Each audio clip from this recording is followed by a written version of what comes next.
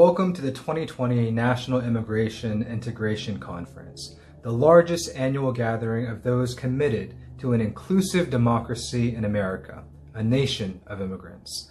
I'm State Representative Sam Park, the grandson of refugees, son of Korean immigrants, and the first Asian American Democrat ever elected to the Georgia State Legislature. Thank you for the critical work you've done from advancing and protecting the rights of immigrants and refugees, strengthening our democracy by empowering new Americans with the power of their vote and encouraging them to participate in our political process. Despite the many challenges we currently face, I know we shall persevere and overcome.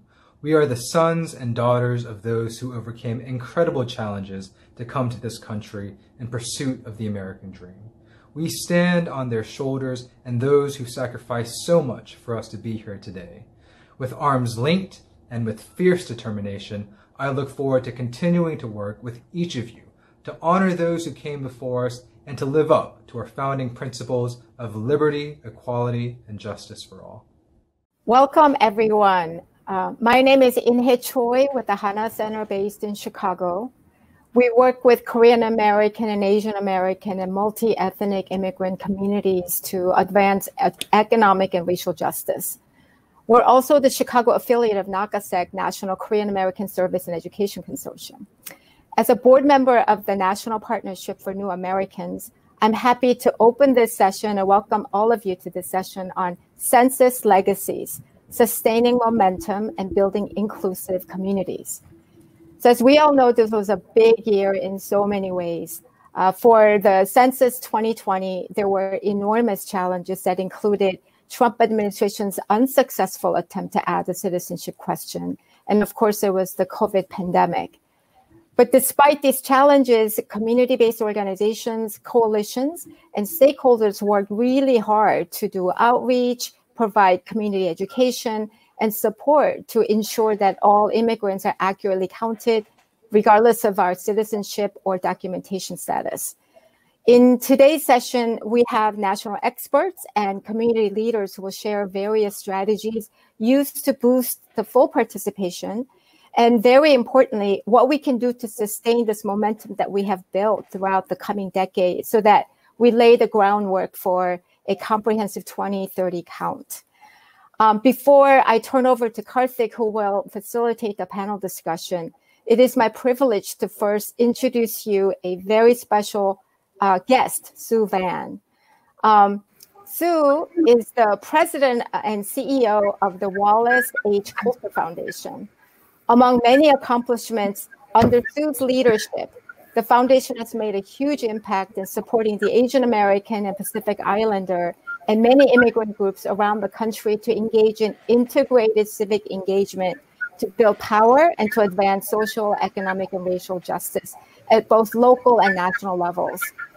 Prior to establishing the foundation in 1999, Sue was the executive vice president and CFO, chief financial officer of Coulter Corporation, responsible for the company's long-term strategy as well as its financial and legal affairs. Sue is an immigrant. She's born in Shanghai, China, and immigrated at the age of 5. And I believe that Sue's first big project was the census. And with that, we're excited to welcome Sue. Hi, Inhe. Thank you for that wonderful introduction, and thank you for serving on the board of NPNA. So, why am I speaking? Because the census is personal to me. And why is it personal? Because if it weren't for the census in 2010, Coulter would not have started their investment into the Asian American Pacific Islander community. Therefore, the census has always been important. And when we talk about the disasters and the chaos and the confusion of 2020, the Coulter Foundation always advised their partners. If I have to make a choice, and there can only be one choice between the census or the elections or other things that you are working on for the benefit of your community, it must be the census. To be candid, we can make changes regarding people in the House. Every 2 years, we can make changes about people who are president every 4 years. We can make changes for who are elected to the Senate every 6 years. But for this census, if we do not do a good job in making sure our community is represented, to be candid, the damage and the penalties are for 10 long years. I don't think there's any policy or any action that cover 10 years before you can make changes and corrections. So the census has always been important. It is not only important in reference to being counted, it is important to give recognition to the community. Before Coulter started its investment, I had always heard that the AAPI community was invisible. They had no voice and no seat at the table. Census 10 was the first activity that showed that the Asian American Pacific Islander community was the fastest growing minority in the United States. From there, they started getting attention from the media. They started getting attention from foundations and philanthropy groups. They started getting attention from elected officials. So one would say it all starts with the census. I would say that the census, in many ways, totally created a challenge in 2020. One could say that 2020 was the perfect storm. We had the census and an election, which would have been bad enough to begin with. However, then COVID-19 hits, and it hit every country in the world and totally devastated the population with infections and deaths. However, you would think that COVID-19 and the pandemic would have absolutely destroyed the census count, never mind the elections. But the self-response rates are starting to come out. And I think it is quite a miracle, actually, that people are saying, and the statistics are showing, that the census count is not horrible. It's not been devastated. And in fact, the communities of color and the hard-to-count populations have been counted. Maybe not to the best of our abilities and maybe not to the best that we would have liked, but under the circumstances, I would have to say it's quite a miracle that they were counted as well as they were to begin with. So one might say, why? And how come? Or what tools do we use in order for that to happen? In my opinion, I think one of the glue that helped keep us all hinged was, in fact, the census count committees and the census coalitions that were built in 2018 and 2019. They were the glue that helped everyone do their jobs. I'm okay, I'm not talking. Not help everyone to do their jobs, but to help everyone in the table and in the coalitions and in the count committees to do their jobs.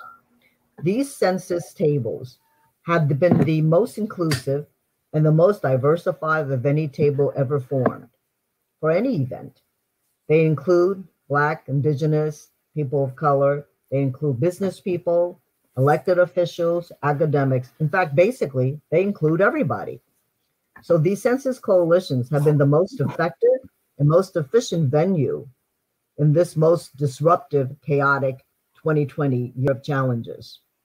So let us be strategic and visionary as we embrace this powerful tool for the opportunities and challenges of the 21st century. It took years to build the trust in the personal relationships between and among the colleagues at these tables. Each of them are trusted messengers into their different sectors. These trusted messengers will be needed as we create a more caring economy. They will be needed as we deal with social justice and racial equity issues. They will be needed in reference to the distribution of the vaccines that are to come. As you heard me say earlier, the census is personal to me. In 2010, it helped create the Coulter strategy for investment in the Asian American Pacific Islander community. In preparation for the 2020 census, it helped Coulter invest in the Native American communities in the US. Therefore, in my opinion, the census is probably one of the most effective tools and policies that makes a population, a community, a family, and an individual visible. After that, you have voting, which gives them a voice. And after that, you have success, which gives them a seat at the table. However, with all the challenges that are yet to come, whether it's dealing with systemic racism, whether it's trying to create a more fair immigration system, these census committees and coalitions that took us so long to create and to build, they are the ones that can help sustain all the challenges and opportunities of the 21st century. They are, in fact, the census legacies. So let us all work together and use these fantastic tools and platforms to work on the census opportunities and challenges going ahead. Thank you, Inhe. Thank you so much, Sue. You know, from to the basics as the census data that everything could be built upon. Your contribution, your leadership to and helping build the Asian American, Native American, immigrant, and so many other communities will be really felt for generations to come. So thank you so much. I am now going to introduce Karthick Ramakrishnan, who will facilitate the panel discussion and also who will also introduce other members of the panel. Karthick is a professor of public policy and political science at the University of California, Riverside, and founding director of its Center for Social Innovation. Karthick has also published many articles and 7 books, including most recently Citizenship Reimagined and Framing Immigrants. Karthick also chairs California Commission on AAPI Affairs and serves as a director of the Inland Empire Census Complete Count Committee. He directs the National Asian American Survey and is the founder of AAPIdata.com, which publishes demographic data and policy research on Asian American Pacific Islanders. So with that, here's Karthick. Thank you so much, Inhe, and thank you everyone for the opportunity to not only present a little bit, but to be part of this incredible group that you'll hear from very soon. So I'm going to ask if the slides can come up, because I do have a few slides to go into more detail about census legacies. Now, this is not just an abstract thinking about what the legacy of or the legacies of census outreach have been, but it's actually something that's very concrete. And I have Carla Lopez Del Rio, who's our Associate Director at the Center for Social Innovation, who's also the Associate Director of Census Legacies. Before coming to us, Carla was at the US Census Bureau and was part of the solution, right, in terms of making sure that this is not just something that is top down, that in order to achieve as comprehensive a count as we could, we needed to depend on community. So Census Legacies, quite simply, is an attempt to build on the foundation of census coalitions to create stronger, more inclusive, and more equitable communities. Next slide. So in terms of who we are an emerging network. And if you go to our website at censuslegacies.org, you'll see all the various folks that are associated with this, funders, nonprofits, businesses, government agencies, and census coalitions. And the idea is we've built such incredible coalitions, instead of dismantling them and then building them up again 8 years from now, the idea is to repurpose them instead, and to repurpose these coalitions and tables to ensure that historically undercounted communities have an equal voice in shaping the future of our regions. Next slide. In terms of the advisory group, this is still in formation, but we're so lucky to have the involvement of philanthropy serving organizations. We'll hear from Maggie, Gunther, Osborn from United Philanthropy Forum in a minute. Various philanthropies, including the Culture Foundation, Blue Shield of California, et cetera. Nonprofits and nonprofit coalitions from around the country, government agencies, as well as experts in census and philanthropy. Next slide.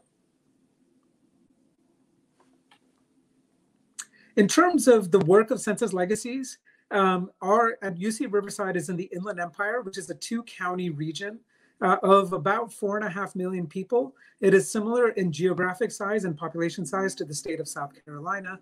And what we did, next slide, is we took on the challenge of figuring out how do we do inclusive economic development. There are different economic development efforts, inclusive economic development efforts up and down the backbone of California, of inland California. And what distinguishes IE Rise is it is the first attempt that starts with the community and then builds out. So instead of creating tables of leaders in a community that are system leaders, say within economic development, within higher education, political leaders, and then inviting select members of the community in, what we did starting in January this year is to build a community table from Census to use that as a foundation on which to do inclusive community development. Next slide. Our logic model takes the FSG model of systems change and changes it up. And you can go to ierise.org to look at videos and learn more about the work of the Inland Empire Roadmap for an inclusive and sustainable economy. Next slide. The key things we want to highlight are core values for this group. Core values of inclusion, of sustainability and equity, and various equity through lines that drew heavily on the Census Coalition work. Next slide. So in terms of the strategy and approach, like I said, it builds on the foundation of Census, and the idea is to ensure that all solutions are built from the bottom up with cross-sector collaborations that honor the expertise of community members and community serving organizations. Next slide. What we are building is a federated structure of networks, starting with metro and regional census tables, and then building up to cross-regional networks, and then expanding to statewide networks, and then ultimately a national network and community of practice. Key elements of the work are peer learning, peer support, technical assistance, as well as mentoring. Next slide. So I'll just say a little bit about the toolkit that is in development. And if you'd like to learn more, please go to censuslegacies.org where you'll find the toolkit. And also you can sign up for our national launch December 15th, which is a week from today. So some of the key talking points. One, what Census taught us is that trusted messengers are essential. And this is community. Trust in government is low at varying levels, and it varies by partisanship. So you cannot expect census or vaccine response or any of these other solutions to be government-led. You need to have community input. And that community input needs to be all-inclusive. It is not just about one organization or two, or one community or two. It is bringing communities of color, immigrant communities, LGBTQ communities, people with disabilities, and more. And then finally, it's important to see these as co-design solutions, not only say between the government sector and the nonprofit sector, but also for philanthropy to recognize community expertise and to have this co-design approach to solutions. Next slide.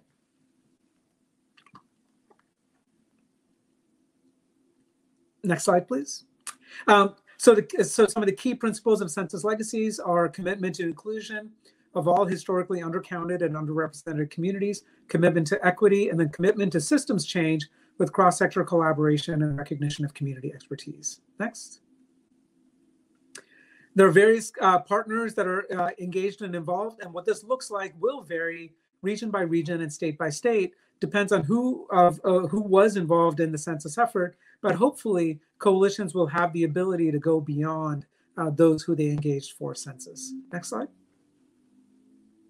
In terms of possible activities, there's so many possible activities. I've talked a little bit about inclusive, sustainable, and equitable economic development and regional planning as well. We can also think about public health response, including vaccine hesitancy and vaccine delivery. We can think about redistricting, including innovating when it comes to defining, engaging, and activating communities of interest. We can also think about organizing for population estimate revisions as well as challenges.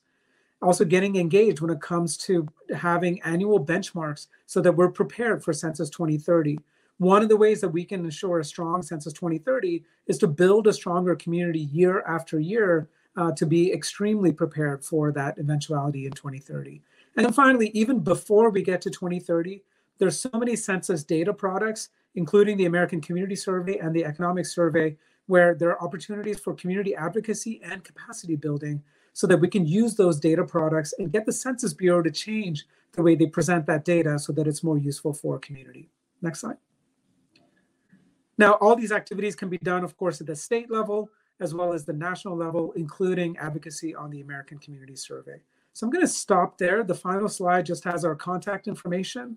Again, that's Carla's email. You can go to our website, sign up for our mailing list, and please register for our event on December 15th at 1 p.m. Eastern Time, 10 a.m. Pacific Time.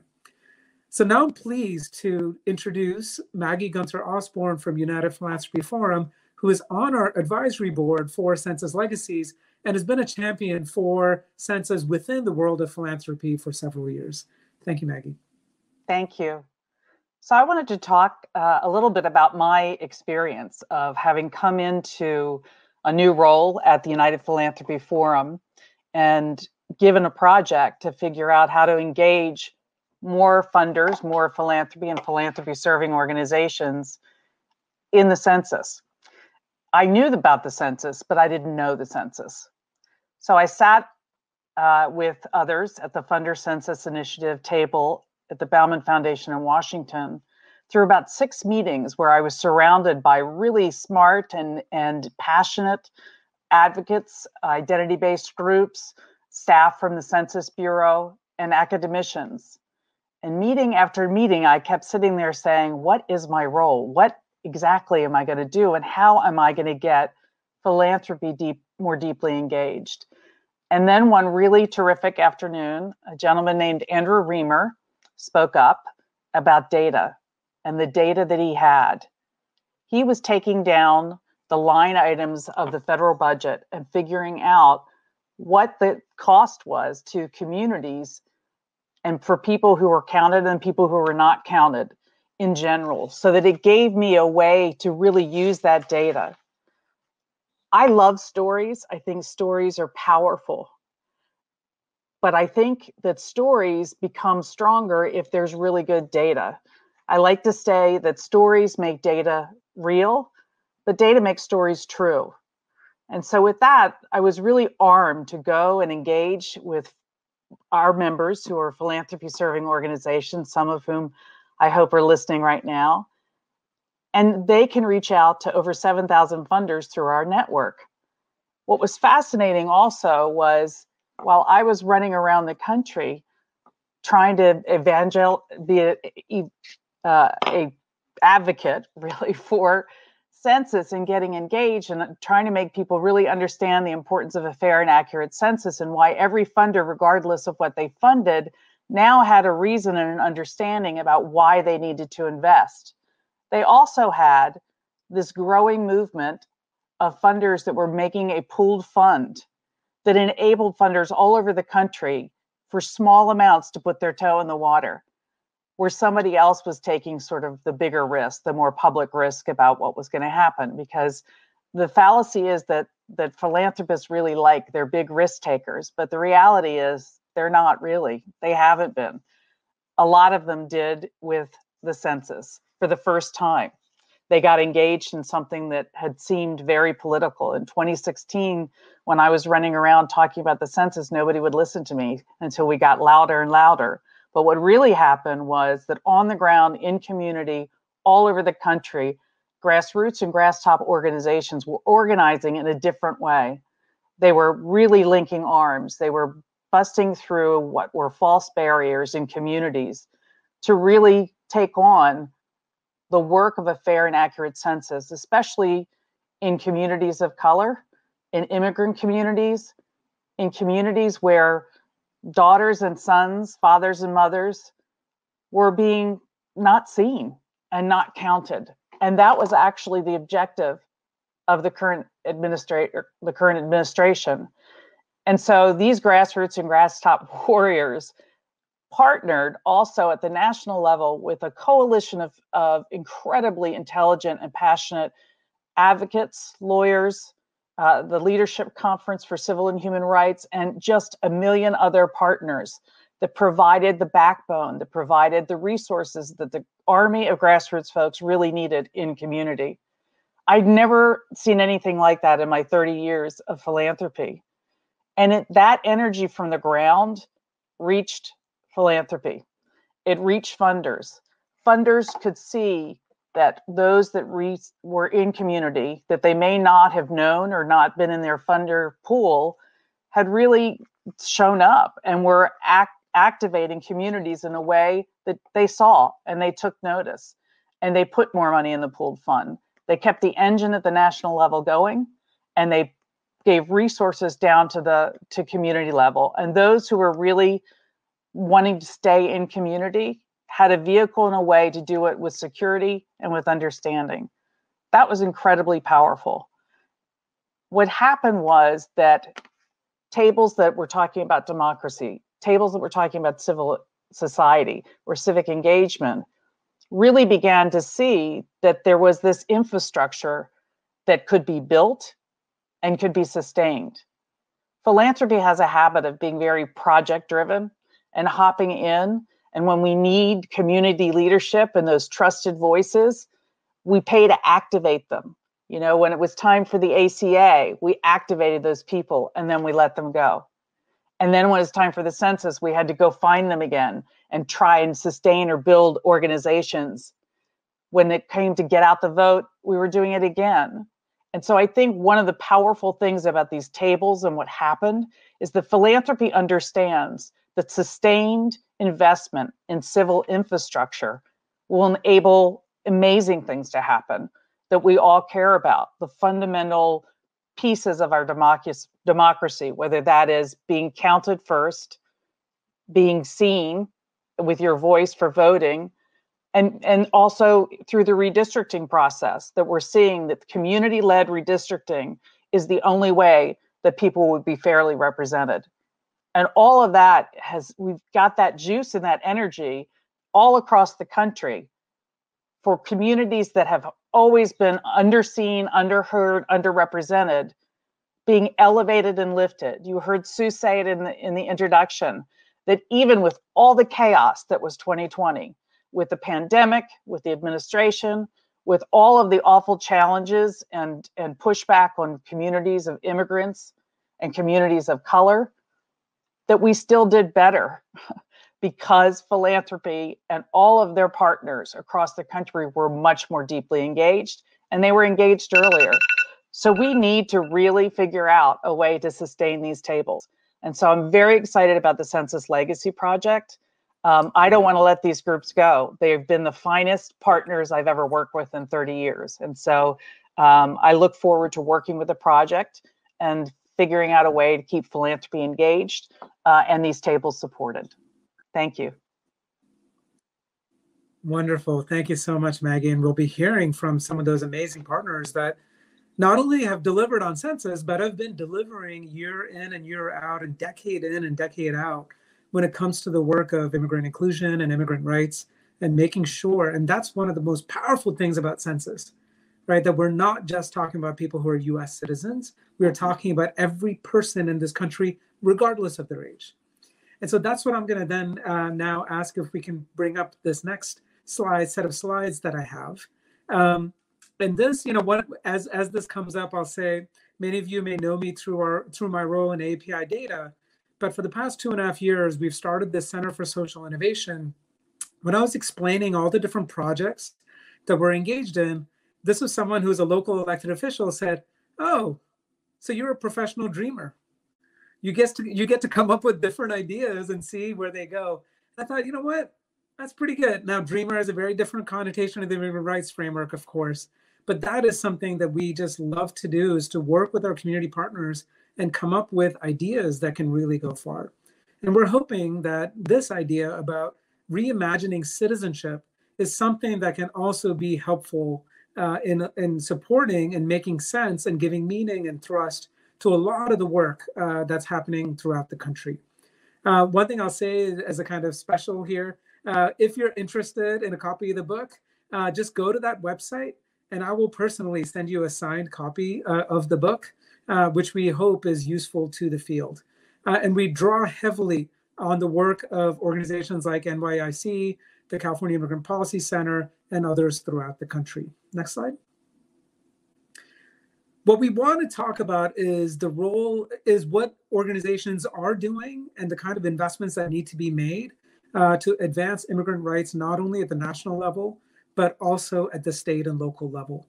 And this goes back to a philosophy of Supreme Court Justice Louis Brandeis, who talked about states as laboratories of innovation. Next slide. And the work that we've done in the center, this was a few years ago, we started talking about an idea not only of US citizenship, but California citizenship. But of course, it's not just about California. Next slide. One thing I should note, by the way, there was an actual piece of legislation signed in California in 2019 by Governor Gavin Newsom, which allows non-US citizens who are residents of the state of California to serve on boards and commissions. And it is titled SB 225 by Senator DeRosso, Citizens of the State.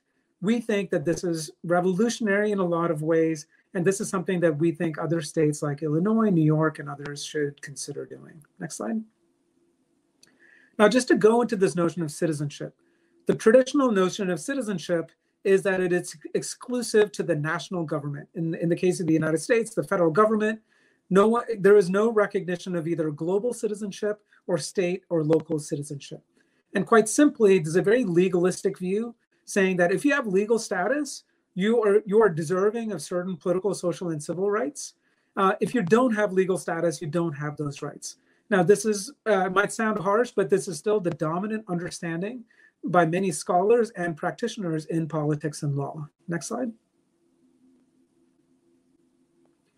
Now, there are others that try to come up with fuller notions of citizenship, including not just legal status and political, social, and civic rights, but also to talk about participation in society and having a sense of belonging.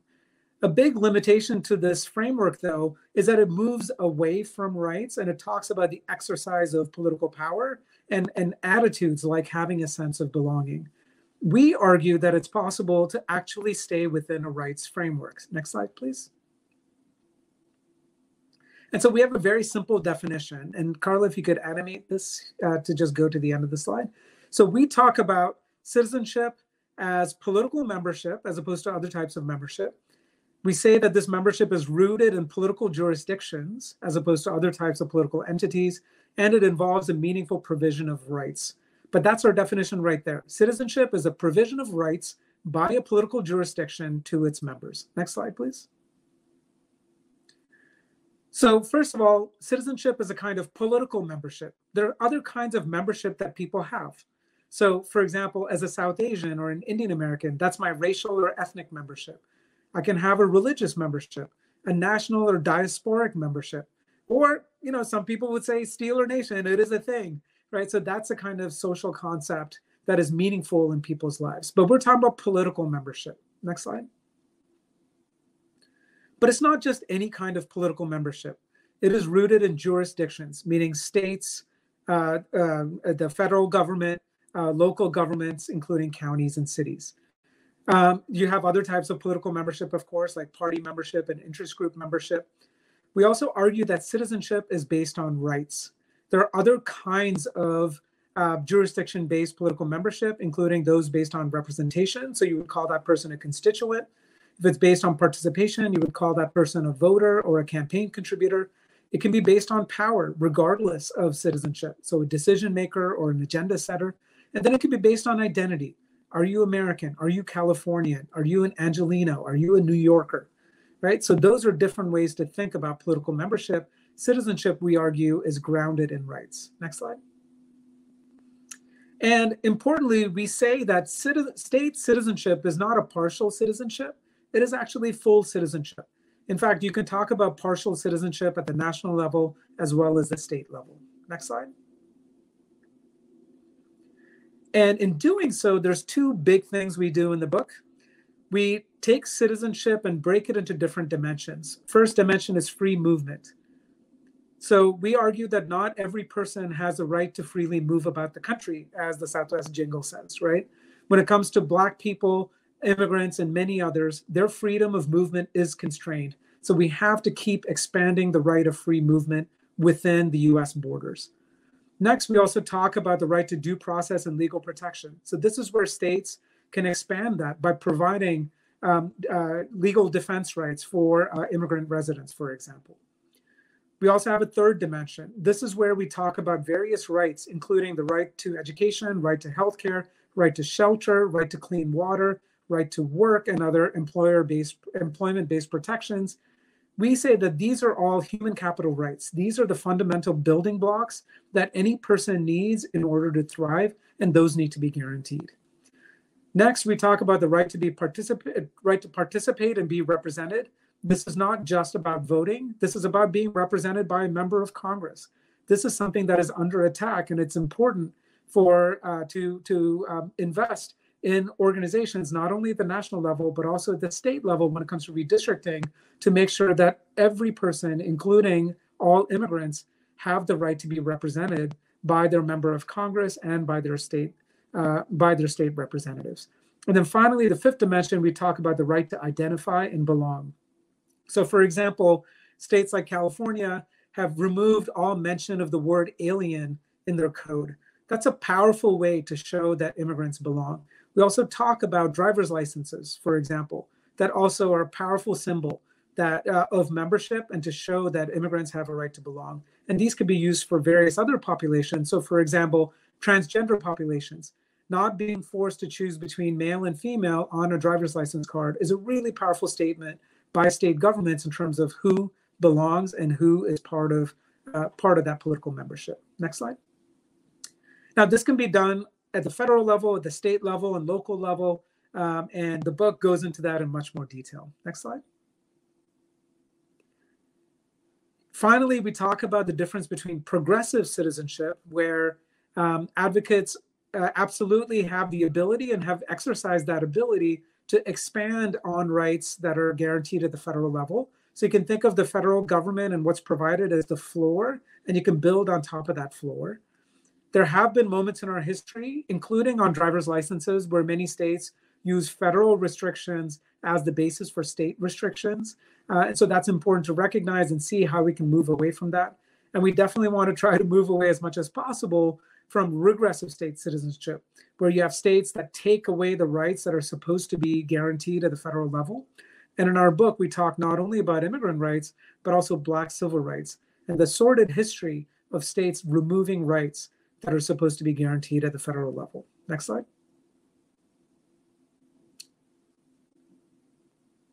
Next slide. In terms of immigrant rights, there's a lot of movement underway in various states. So where immigrant rights advocates are playing defense against regressive state policies, as well as playing offense in terms of trying to advance more progressive policies. Next slide.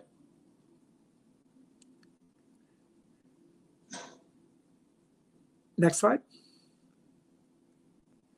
So in terms of what's next, we argue, actually, Carla, if you can just go to the last slide, I think we're out of time.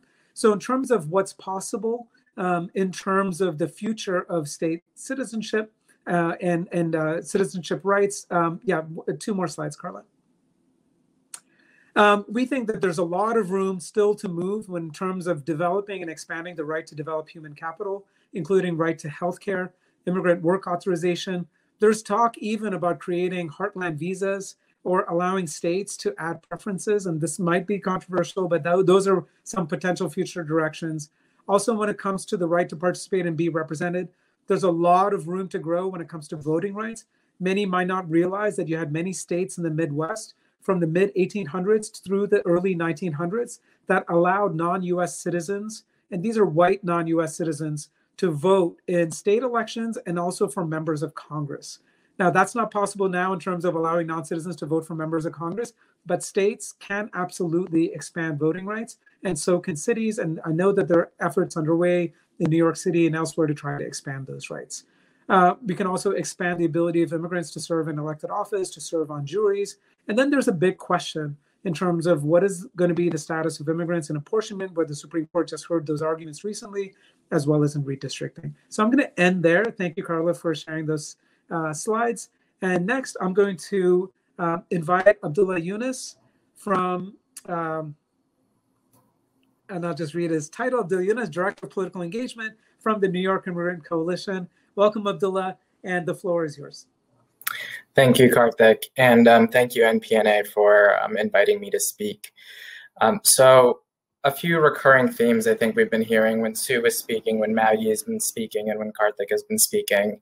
It's about this idea that the work that we do in the census, it cuts across differences. It cuts across demographic lines, and it allows people to organize with people that they wouldn't traditionally organize with. So in New York, in particular during the census period, we had something put together called the New York Counts 2020 Coalition. And one of our first orders of business was making sure that this was a truly statewide organization. And it was imperative that that be the case, since the traditional divides in New York State politics have always been downstate versus upstate. And we knew this was not a moment where we could allow that to be exploited.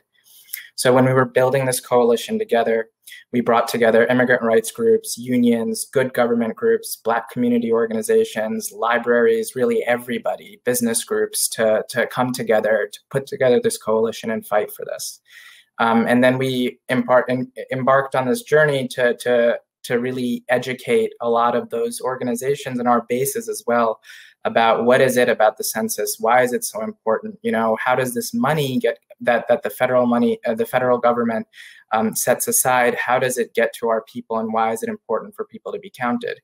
And some of what we were dealing with in the immigrant communities in particular was fear, because we had a federal administration that had for many years been knocking on doors. There were ICE raids that were happening, and we had been telling folks that that you shouldn't open the door for them. And now we had to tell them that you had to open the door because you need to be counted. And building that trust took years and years for us. And we were able to pull that trust together and create this coalition that actually allowed people to get counted. And then we, started doing our advocacy with our state and local government officials. We created all of these hard to count maps to get them to understand, why this was important for them as elected officials. We also obviously did an enormous amount of fundraising and mobilizations to really push this forward. And at the end, because at all these things, these efforts, they come to an end, we had an outcome with about $60 to $100 million of funding that New York City and New York State put together for the census count effort. And I say $60 to $100 million because some of the lessons we learned were that the government ends up operating these funding programs in very opaque ways. And we're not actually really truly sure if we can pin down a number. And that's something that we need to work on the next time. Those are some of the lessons learned the next time we go into these types of engagements with our government, because we know the next census is just around the corner. And we also know that we need to really stress that this funding go to community-based organizations that have that trust built in with their communities, so that they can do the work that the government really just can't do because the trust isn't there. And in terms of our performance in New York State, we performed slightly lower than the national average, which was a 67% response rate.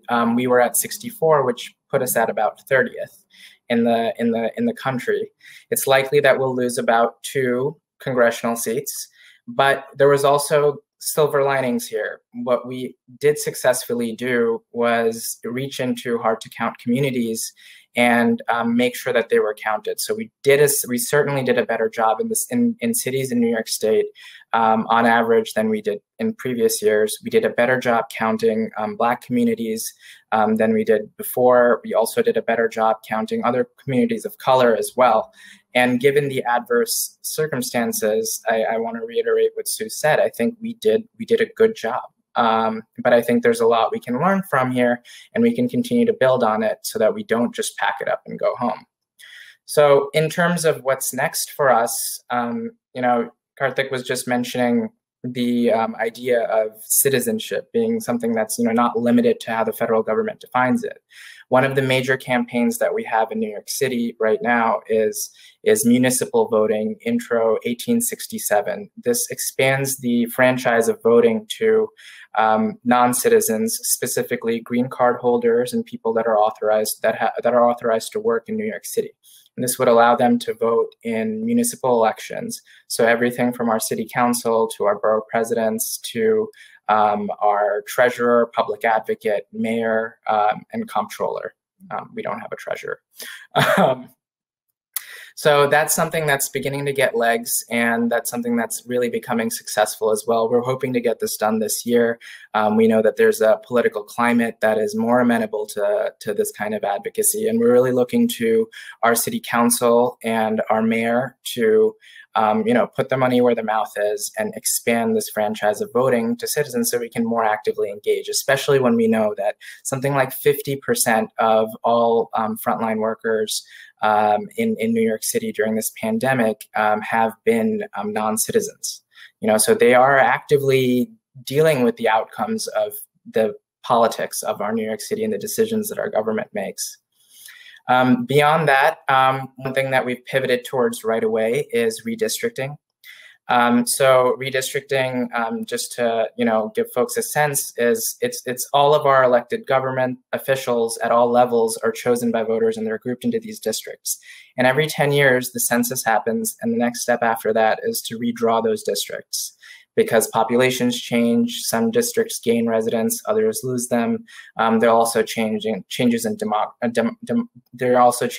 demography as well. So we want to really be able to account for that when we draw new borders, so that we can have people be represented more authentically. And the decision to draw these lines comes from the state. Each state decides how to do this. And typically it's a legislature that's going to do this, and they'll draw up a bunch of maps, and it's incumbent upon us as advocates to make sure that the maps that are being drawn are going to be drawn fairly and equitably, and that they're going to be representative.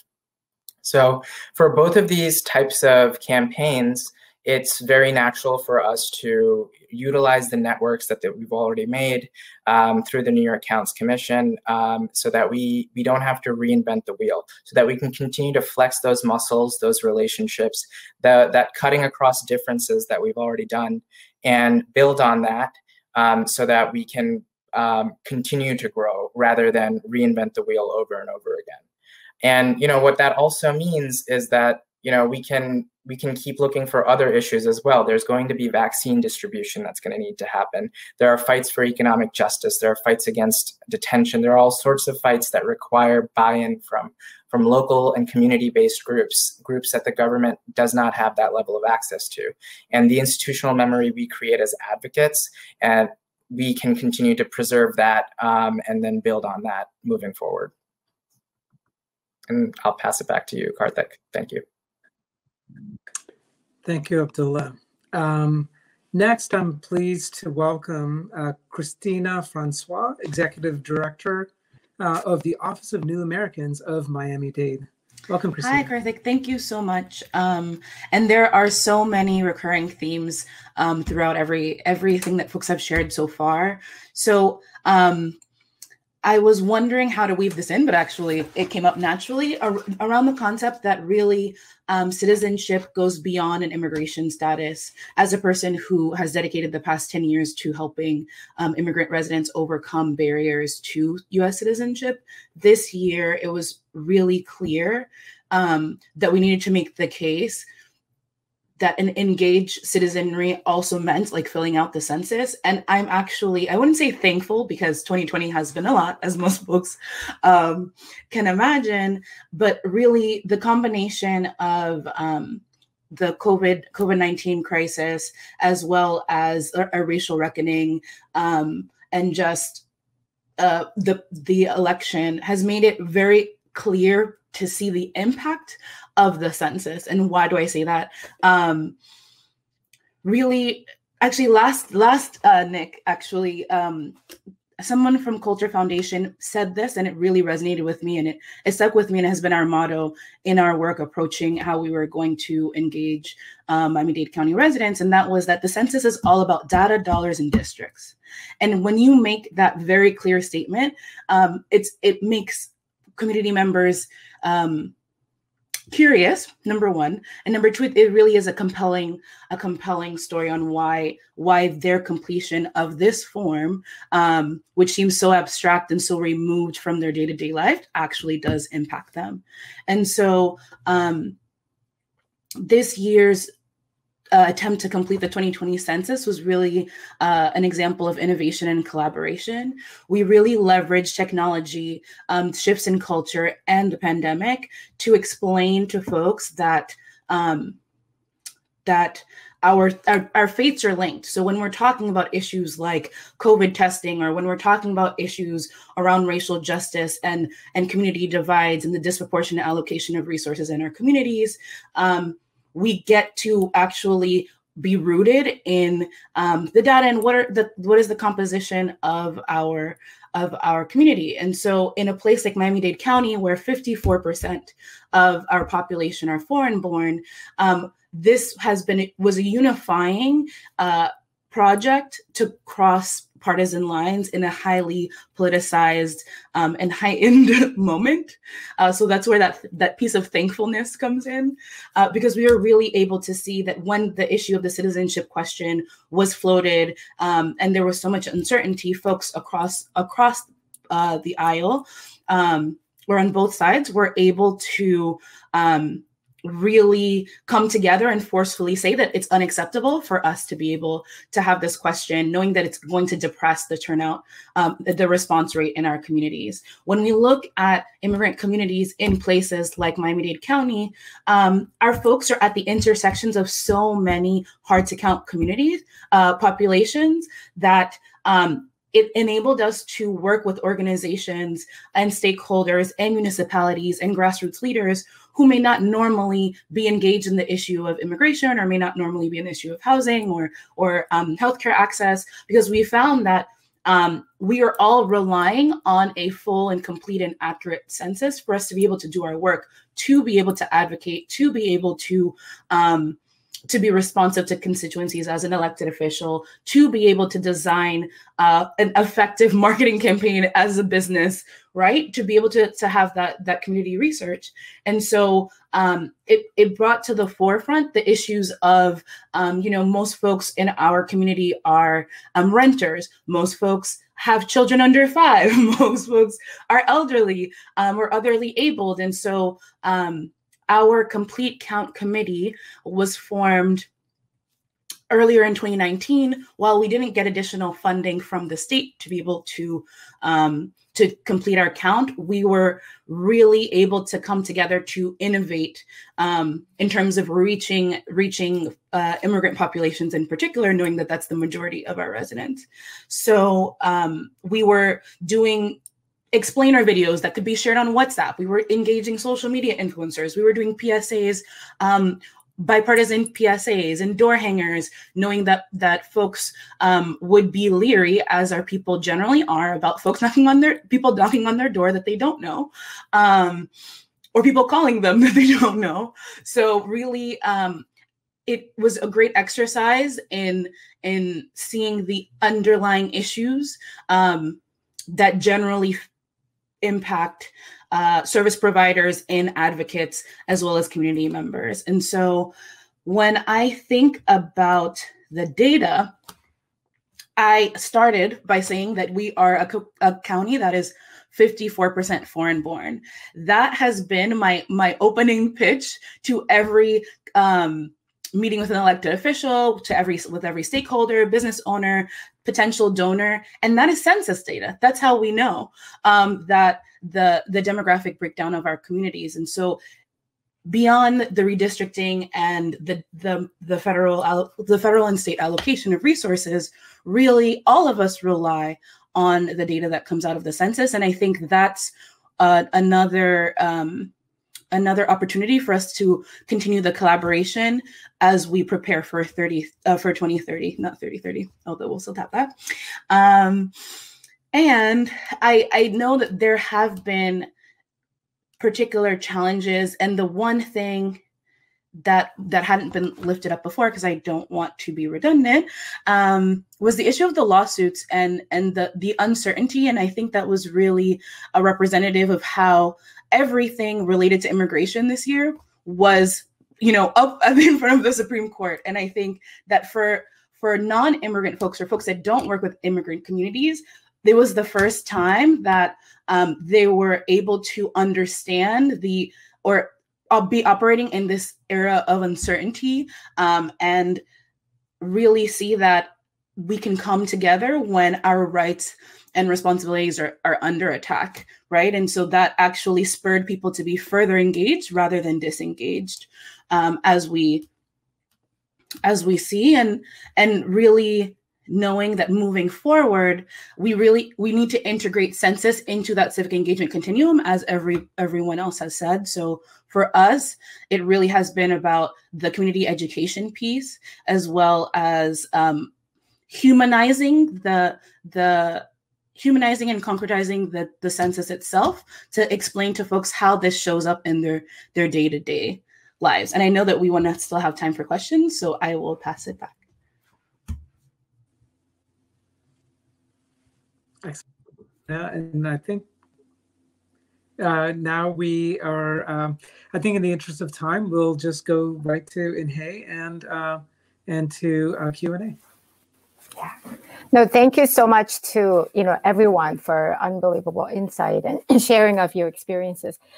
As we talk about Census being kind of the equalizer, one that everyone can participate and get counted on, as a way to really set the tone for all of our, cities and states. And so there's a question about, because even there was much of one where everyone can participate, we know that the Trump administration really worked to try to undermine and exclude one sector, non-citizens and particularly the undocumented immigrants. So can you speak to your experience of engaging that group and what that was like?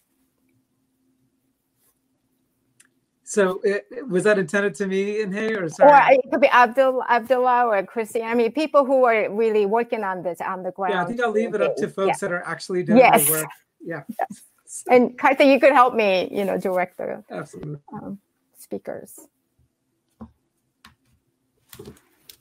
Well, I'll actually start to address sort of the experience that we had, which was incredibly unique for all of us sort of in the philanthropic sector, that we were really trying to engage people in funding that incredible legal infrastructure that could be on call and continue to beat that drum. And then for the first time ever that I have any memory of in 30 years, we had more than 300 foundations with 48 hours notice sign on the comments that went to the Commerce Department when the whole attempt was made to include the citizenship question. And so it was sort of a historic moment, really, for philanthropy. And again, as everybody has said, there was this equalizing moment, and Christine said it so well, that people really began to understand the being locked out of something, or the being silenced, or sort of really focused on and pushed out of what democracy is supposed to be about. And so I think it really activated people. Mm-hmm. Mm-hmm. Oh. So in New York, at the NYIC, we were doing a large amount of just community education. Our network has about 200 organizations all across New York State. And we were doing a lot of trainings with folks. We were doing a lot of that kind of trust building and letting people know that, it's going to be okay. We were putting out press. We were putting out the messaging, a consistent messaging that, yes, there's all this lawsuit stuff that is happening, but it is very important that we continue to get counted. And internally, those were some very, very heavy conversations that people in the advocacy space needed to have, because we weren't actually 100% positive that this was all going to work out. But what we knew was that people needed to be counted. And, we would handle it afterwards, as we've always handled any issues that we've had, because we're a resilient, community. But that was something that we had to keep building on, was that training and education. Okay. Okay. And maybe you could add to, as you respond to the others. So, we've been talking a lot about the what we have built, all the amazing people, all the groups coming together, coalescing to move forward and momentum build. Immediately, I know there's redistricting, but also there's the American Community Survey.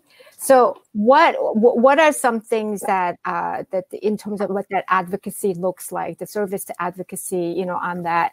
If you could speak to what are some of the things that all the players, and particularly community organizations and engaging community, what they can do. I can take this one. So I know that there was a lot of, so once folks were educated on what to expect on the actual form, given the the struggles with the lawsuit, folks were then asking questions about, so why isn't this question on there, or why isn't my particular ethnic group on there, or they were actually, it was a great political education tool, and I think that's something that we're going to continue to do moving forward. To say that, well, actually, that's why we have the annual survey, the American Community Survey, and encourage people to actually respond and participate in that, and see how folks can be engaged in further advocacy to get some of these questions that are on that survey onto the 2030 census. Mm-hmm. Mm-hmm. Okay. I think here's a question for Karthick, which is that the Citizenship Reimagined, that theme, and the advisory councils and the commissions that the immigrant leaders, non-citizen immigrant leaders in the local community can be appointed. Will that be moving local policy? That's a great question. So first of all, one minor tweak I would say, and this is, we need to, vocabulary matters. So when we say non-citizens, let's be clear, we're talking about non-US citizens. But when we talk about having advisory boards and commissions, we are talking about practicing local citizenship, for example, right? And I think it's important for, from at various levels for local governments, but also communities there to realize that they are practicing citizenship and that there are citizenship rights. Now, there's two different ways to think about boards and commissions. There are advisory boards and commissions. Ideally, they would have resources associated with them, as well as the potential to do more to meaningfully serve communities. In some places, commissions are symbolic. In other places, they have more power. But beyond that, it's this notion of getting immigrants who might not be U.S. citizens to be able to vote in school board elections, to serve on school boards. I mean, we have many parts of the country where immigrants are part of the educational system, and yet they have no voice in making sure that they are responsive. Just even if you think about it from a basic kind of customer service, customer relations point of view, you would want to make sure that those that are being served by a certain government or jurisdiction have some kind of voice or influence in how that service is being delivered. So this is something that I think there's so many ways we can advance the work. I'm really excited to hear about what's going on in New York City. San Francisco has tried that a little bit, and I think if we can connect up what different folks are doing around the country, it could be really exciting. Mm-hmm. Mm-hmm. I think the next question can be directed to Maggie. I think that some of the presentation by Karthick, in many ways that we're reimagining. Our communities are changing. So many different communities are coming. We're no longer a POC. We're BIPOC, Native Americans. So many things are coming together, and a lot of more creativity from all sectors, from grassroots to grasstops to, government, everybody. So in that way, moving forward, as we see up to 2030, there's a question about, what are the most valuable lessons that came out of your census work around, with the funders and philanthropic organizations that you think can be applied to this sort of newer energy momentum and the vision forward? I think two things have become really clear. I think the first is that the infrastructure organizations, the organizations that are supporting both philanthropy and communities, have an incredible amount of power that they don't necessarily use to move and change philanthropic practice. I think that we have the perfect case study that I use all the time in my conversations to say, if you are seriously looking at philanthropy, there are two realities that are demonstrated by the census work. One is you must be doing advocacy and public policy work. Otherwise, you're at the wrong end of the pipe, and your investments will just continue to be Band-Aids, and you're not going to make a difference if you're not trying to make system reform, if you're not trying to strengthen democracy and civil society. And I think the other truth that is seen is that change happens on the ground in community by leaders from those communities. So we need to empower people, not empower people, I hate that word, but we need to give our money at the community level, in community, and really build the capacity of that grassroots civic infrastructure, because everything is built on the top of that. No, thank you. So, I mean, these are kind of related, but they're a little bit different too, right? So, as we talk about building momentum, I mean, it would be really good for, for you to speak to about the census and how do we build this momentum that we build. What is it? What would it look like if there's some concrete examples that, some of you can share? And then how do we do that when knowing that, it's 10 years from now, we're just coming out of 4 years of federal attacks, and especially on immigrants and so many marginalized communities. There's a lot of local priorities as well, and the economy is a whole thing that we all know about. So there's a lot of priorities. How do we sustain something that's 10 years from now? It's just like human, just instinctively, it's pretty counterintuitive. So if you could speak to what you can do, something concrete that maybe each of you could share, that would be helpful. That's a question, actually. So let me start with this, and then others please chime in. Part of what is exciting from our point of view is to think about this. So Terry Ann Lowenthal, who is a longtime expert on census, was in the U.S. Congress as a staffer, and has just been an incredible resource for the community. She has said that the work of Census 2030 begins now. And part of what we're going to be doing is actually borrowing from some of the work that she had done many years ago to come up with a year-by-year plan and set of benchmarks, right? So that's just thinking about the decennial. But part of the way that we have a strong Census 2030 is to make sure that we continue to have that inclusive and strong community every single step of the way. You cannot expect community partners to be discovered every 10 years that, oh, you're really important. We really mean that you count and you're really a valuable partner, and then forget these partners for 8 years. They are not going to be listening to you in 2028 if you don't engage them in a meaningful way every single step of the way.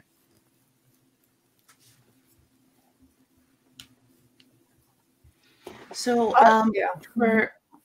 for us, it really, so this year, because we had so many competing priorities, as we all do, but particularly this year being more extreme, learning the lesson that we needed to integrate it into all of our programming. So literally we had census presentations and informations and know your rights, like in our citizenship classes, in our legal clinics, in our, if we were doing an interview, every touch point we had with the community, we were talking about the census, because we needed to make sure that this wasn't a siloed project that we would just drop once the year was over. And so I think in the strategy, in campaign, in issue campaigns, in funding priorities, how do we integrate it more thoroughly into all of the work that we're doing, to make sure the connection stays there? Similarly, in New York, at the Coalition, we right now have been going through our campaign planning process for this coming year. And something that has been constantly said in our meetings has been that, that civic engagement really needs to undergird everything that we're doing. And then going beyond that, though, there's also, you have a lot of it comes down to data. So you have this really incredible data set you're going to get every 10 years. But then you have this other data set that gets layered in every year or so. And that data is also really useful to help inform how we're going to do our targeting for our campaigns, where we're going to be doing our outreach, how we're going to be doing any of the types of engagement we want to do, and what we want to do on our C4 sides as well. So I think having that understanding that our C3 work for civic engagement can really complement the new voter engagement that we want to do, because we've been doing an enormous amount of voter registration, et cetera. And that, I think, is something that we need to keep in mind. The other thing we want to do is also, I think, tell our elected officials that, we're going into lobbying season again. Our legislative session in New York State is starting next month. we can't pretend like, this is something we've forgotten about. I think we need to keep telling them that we need to continue to invest in civic engagement programs that are going to help maintain these infrastructures and community organizations that we've been building up through the census work this last go around. Mm-hmm. Yeah, I sort of double down on all that. As I like to say to everybody, we will not unlearn what we learned if we keep using it. And I think that this experience has changed a lot of the ways in which we think about the intersectionality of everything, right? And so really thinking, and not to make it complicated, but to make it full, and to really invest in a broader way and collectively. I think if you want to go fast, you go alone. If you want to go far, you go together. And I think that's the most important lesson that we've learned through the census work. Mm-hmm. So there's a final question. We just kind of began with the more broader, approach moving forward and keeping up with the momentum. And there's a question about how do we engage the undercount communities after the 2020, and how the undercounted communities impact their communities and broad. And I guess I'm going to take my privilege to also then add that it's about, I think the community-based organizations or coalitions on the grassroots level, that's what we do. We engage the undercount communities, and that we're good at that. But I think the question also is, if you could speak to, how about the grass tops, right? The coalition members, the politicians, the funders, all of them in some ways are also equal part, as we've been talking about, our partnerships really vast. And how would they be engaged, and what would we do, especially maybe funders and all of that, how would they be all engaged in making sure that this integrated civic engagement, immigrant rights work, data collection, all that is all there? And maybe we could leave with that. Yeah. I think that's part of the really powerful role of philanthropy serving organizations, and that infrastructure that is really trying to push philanthropy and philanthropic practice to be more impactful and effective.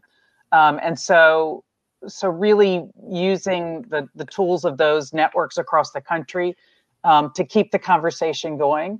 And as Abdullah said, there are things that we have to still do that we didn't get done in preparation for this census, that concerns large and growing immigrant populations in the country that matter and that are going to be ultimately the major part of the fabric of this country. Okay, maybe we could hear from Christina from the government perspective and the academic and then the community. Yeah, I think that hard to count communities are hard to count for a reason. And I think we have to address the root causes of why they are hard to count. And so it lays bare the underlying social divide and access issues. So whether you're migrant workers, so why do we not have consistent communication with migrant workers who come back every 6 months, right? If it's, folks with a digital divide, for example, that don't have internet access. So then maybe we need to actually address, universal internet access and we did this, I guess, a little bit late this year, but having it be more affordable. And so I think that there's a lot of opportunity for innovation with government and community partners and the private sector to say, how do we actually address the underlying issues of why such large portions of our communities are hard to count. Yeah, quick thing I'll just say is that part of, I think, the promise, but also challenge of Census Legacies is to hold everyone accountable. Funders, government agencies, even advocates, right? Because I'll tell you, we had one of our partners and I said, you already have a pretty robust kind of coalition there. Do you think Census Legacies would be useful? And they said, absolutely, because we have our regular partners. What we found in Census was all of these small nonprofits and nonprofits from other parts of the county that we had not engaged with. So they want to take this on as a challenge for themselves to say, we can do better, even as a coalition that engages in grassroots to deepen that work. So that's part of, I think, what is so powerful is to say that these have been the most inclusive tables built, even within a progressive movement space. And let's not just fall back on what is easy to organize, let's take on that challenge of that larger kind of broader community and to bring everyone along. And I'll just add that, plus everything that Christina just said, really issues move people. Why were we able to bring them into the census work in the first place? It's a pretty abstract concept, but we said, hey, you need billions of dollars that the federal government gives you for the services that you need. You need money for your schools, for your streets, for everything. And those are the issues that we have to organize people around. And when we're doing that organizing and we have a campaign going, don't be afraid to point the finger at an elected official and say, yeah, that person really doesn't represent your communities. And we can continue to agitate in that arena, let people know that if we got a better count next time, we could actually draw a district that would be representative of our communities, and continue to build that into the understanding people have while they're fighting for those issues to make a holistic understanding of what we're doing here. Well, thank you so much for this rich conversation, and let's really keep working till the full count of 2030 and beyond. Thank you so much. Thank you. Thank you. Thank you. Greetings from Chicago. It's Mayor Lori Lightfoot here, welcoming everyone to the National Immigrant Integration Conference 2020. As a proud, welcoming city, Chicago has a long history of embracing our immigrant communities. And over the past 4 tumultuous years, we have seen our city's values in action as we've advocated for our immigrants and refugees and stood up against hate. Throughout this time, I have personally drawn inspiration from your passion and work, which has been invaluable in helping all of our communities get through this very difficult time. But your efforts go beyond defense and into so many important areas, such as English language learning programs, increased access to citizenship classes, community health services, workforce and business development opportunities, and so much more. I want you to know that I, along with municipal leaders throughout the nation, are deeply committed to your work. We will continue to champion just causes that bring our nation together and uplift us all. Thank you, and please, everyone, remember to be safe. Hi, I'm Bita Mostofi, Commissioner of the New York City Mayor's Office of Immigrant Affairs. And I'm not gonna lie, the last 4 years have been rough. The last year, even more so. There was time after time, challenge after challenge, that would have made it understandable for all of you to call it a day, to phone it in, to say enough. But you didn't.